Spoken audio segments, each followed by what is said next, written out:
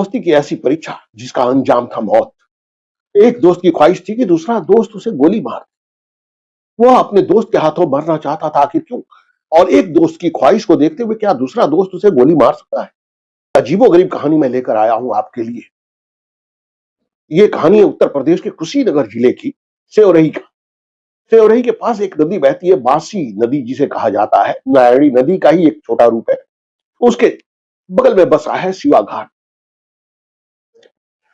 5 फरवरी 2022 की शाम को 5 साढ़े 5 बजे होंगे जब दो दोस्त, एक था बिलास राय और दूसरा मुश्ताक, दोनों बैठकर पी रहे थे, कच्ची दारू पी रहे। मुश्ताक ने जेब से एक पिस्तौल निकाला और दिखाने लगा। बिलास राव देख के चौंका कि अरे ये पिस्तौल कब खरीदा तूने? मुश्ताक हंसने लगा, हंसते हुए बोला कि 315 बोर की विदेशी पिस्तौल के जैसी दिख रही है ना, इसे मुंगेरिया सिक्सर कहते हैं। मैं मुंगेर गया था ना, तो लेके आया। जो पिस्तौल देखने में खूबसूरत है, एकदम विदेशी 315 बोर की पिस्तौल नजर आ रही है। 6 राउंड की पिस्तौल है जो देसी है। अब वो हाथ में लेके बिलास राय देख रहा है और मुश्ताक के हाथ में दे देता है। और मुश्ताक के हाथ में देते ही वो उसका हाथ पकड़ता है, अपने कान के पास लगाता है और मुश्ताक धड़पड़ाया हुआ छुड़ाने की कोशिश कर रहा है। क्या कर रहा है, क्या कर रहा है, क्या कर रहा है? और बिलास राय ट्रिगर दबा देता है, लेकिन सेफ्टी लॉक ऑन था, गोली नहीं चलती। और मुश्ताक हड़बड़ाया हुआ है, हाथ खींच लेता है, तुरंत पिस्तौल अंदर रखता है और कहता है क्या बेवकूफी कर रहा था तू? कहता है कितनी बार तुझे बोल चुका हूं मुश्ताक, हाँ, हमारी तेरी दोस्ती है, कम से कम दोस्ती की लाज तो रख ले, इतना तो कर दे मेरे लिए। मुश्ताक कहता है नहीं करूंगा। बोलता क्यों नहीं करेगा? तुम दूसरों को तो मारा है ना, मैं जानता हूं कि तूने कई कत्ल किए हैं, तो फिर मुझे क्यों नहीं मारेगा? मुझे भी गोली मार देना। अब मुश्ताक भड़कता है कि मैं तुझे गोली क्यों मार दूं, मुझे तेरे हाथों ही मरना है, तू ही मुझे गोली मारेगा। कर देना यार, ये छोटा सा काम है तेरे लिए, एक गोली तो खर्च होनी है, मुझे गोली मार देना। तुझे याद है ना पिछले साल मैंने 10,000 रुपए दिए थे, समझ ले वो मैंने तुझे सुपारी में दे दिए पैसे, अब तो गोली मार दे। वो गुस्से में झल्लाया हुआ है, नशे में है और कहता है चल उठ यहां से। जब नशे में होता है फालतू बात करना शुरू करता है कि मैं गोली मार दूं, मैं क्यों गोली मार दूं तुझे? मुश्ताक निकलता है, बिलास उसके पीछे पीछे आता है। सामने बाइक खड़ी है, मुश्ताक बाइक स्टार्ट करता है और बिलास से कहता है कि अब आइंदा से मेरे सामने ये बात कभी छेड़ना भी मत। और बिलास कहता है एक बार सोचना ना तू, एक बार सोचना, मैं चाहता हूं ना यार, मैं चाहता हूं, मेरी ख्वाहिश है। बाइक पर बैठता है, बाइक निकलती है। एक दोस्त दूसरे दोस्त के हाथों कत्ल होना चाहता था, क्या था ये मामला?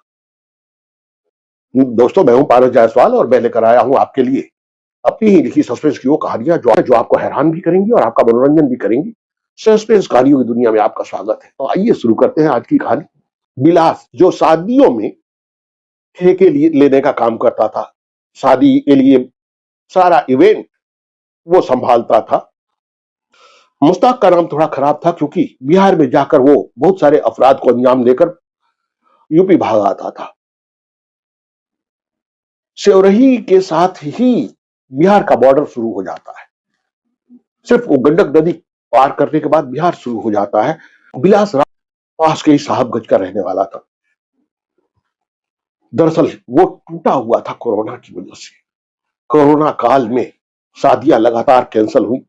2020 में न जाने कितने इवेंट उसके हाथ में थे जिसमें वो शायद लाखों रुपए की कमाई कर लेता, लेकिन लग्न मुहूर्त शुरू होने से पहले ही लॉकडाउन लग गया और ये लॉकडाउन लगातार चलता रहा। सबके ऊपर कितना असर पड़ा, लेकिन ये एक ऐसा बिजनेस था, शादियों में ठेके लेना, इवेंट मैनेज करना, शादी का पूरा प्रोग्राम मैनेज करना, हर बात के लिए वो ठेके लिया करता था। चाहे बैंड हो, बारात हो, मंडप सजाना हो, हर चीज का ठेका लिया करता था। लेकिन 2 साल जो उसे लगातार बैठना पड़ा, बर्बाद होकर रह गया। वो जगह जगह से कर्ज चढ़ चुके थे उसके सर पे। वह किसी तरह से उस कर्ज से निकल नहीं पा रहा था और लॉकडाउन भले खुल चुका हो, लेकिन पूरी तरह शादियों पर प्रतिबंध अभी भी नहीं हटा था। वो बताता था बिहार ने शुरुआत में परमिशन दी तो 50 लोगों की शादी में सिर्फ 50 लोग शामिल हो सकते थे। इन 50 लोगों के लिए कोई मंडप क्या सजाएगा, क्या तैयारियां करेगा? या तो शादियां कैंसल होती रही, रद्द होती रही, या फिर लोगों ने अपने घर में ही 25-50 लोगों को जमा करके चुपचाप फेरे कर लिए। तो इस तरह उसका धंधा पूरी तरह 2 साल से खत्म हो चुका था, कर्जे लद चुके थे। घर में उसकी पत्नी थी, 2 बेटियां थी, संध्या और रूबी, और कर्ज से लदे होने की वजह से वो परेशान था। हर 1 दिन 2 दिन में कोई ना कोई घर पे पहुंच जाता था कर्ज के लिए, कर्ज वसूलने के लिए, और घर की हालत भी बड़ी खराब थी। वो नशे की हालत में घर पहुंच, घर में घुसते ही उसकी पत्नी मीना उसके ऊपर चिल्लाना शुरू कर दी। क्या आ गया पी के? चैन की नींद सोओगे तुम ऐसे ही चैन की नींद सो, घर में जो होता है होता रहे। तुम्हें पिलाने के लिए अगर उसके पास पैसा है, उस मुश्ताक के पास, तो तुम्हें देने के लिए क्यों नहीं है? क्यों नहीं ले लेते उससे ही कुछ पैसे?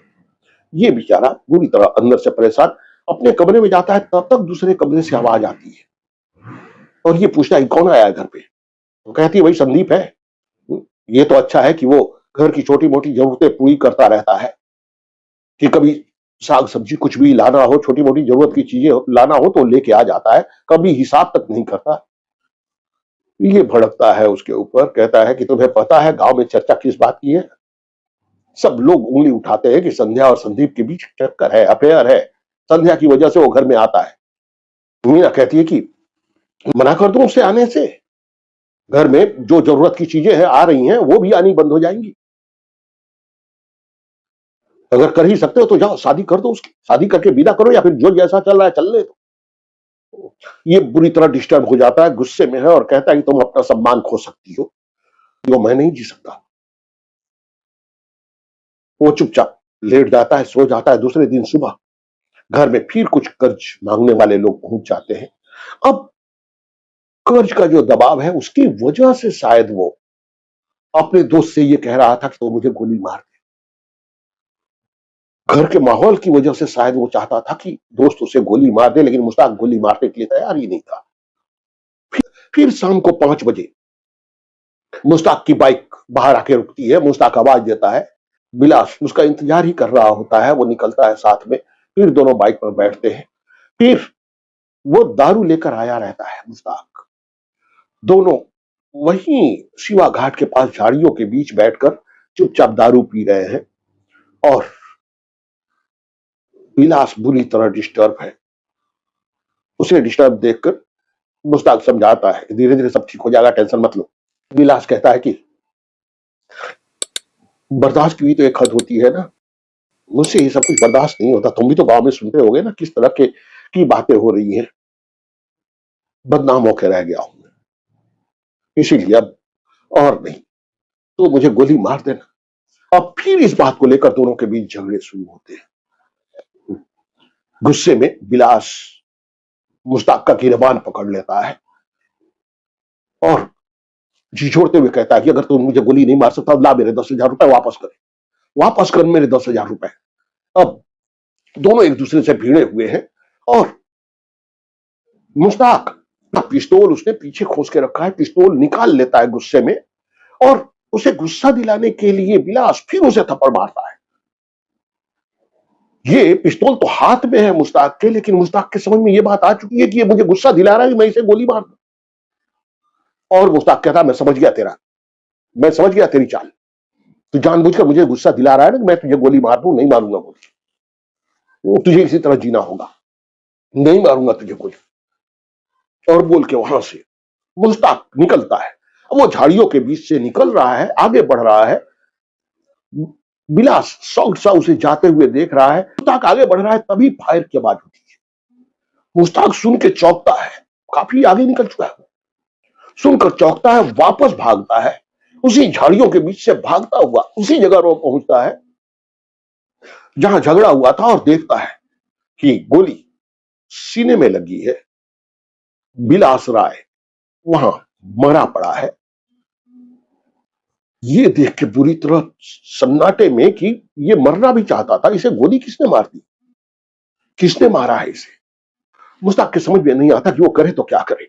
उसकी लाश देख रहा है, अपने हाथ में पिस्तौल देख रहा है, लेकिन इसके पिस्तौल से गोली तो नहीं चली है, गोली किसी और ने मारी है, ये बात कंफर्म है। वो परेशान होकर वहां से निकल रहा है, तब तक कुछ आसपास के लोग भी दौड़ते हुए दिखाई देते हैं, जो आ रहे हैं, फायर की आवाज उन्होंने भी सुनी है। तब मुश्ताक वहां से भागता है। वो जो दोस्त के हाथों मरना चाहता था, बिलास राय, वो सचमुच मर चुका था। उसे गोली मारी गई थी, गोली किसने मारी थी और क्या था इसके पीछे की असल सच्चाई, असल राज, एक ऐसी अजीबोगरीब कहानी जो आपको हैरान करेगी। इन सारे सवालों का जवाब अगले एपिसोड में। मुझे गोली मार देना, इसका दूसरा एपिसोड जरूर देखिएगा। मैं हूं पारस जायसवाल, मैं लेकर आया हूं आपके लिए अपनी लिखी सस्पेंस की वो कहानियां जो आपको हैरान भी करेंगी और आपका मनोरंजन भी करेंगी। तो मिलते हैं अगले एपिसोड में। धन्यवाद।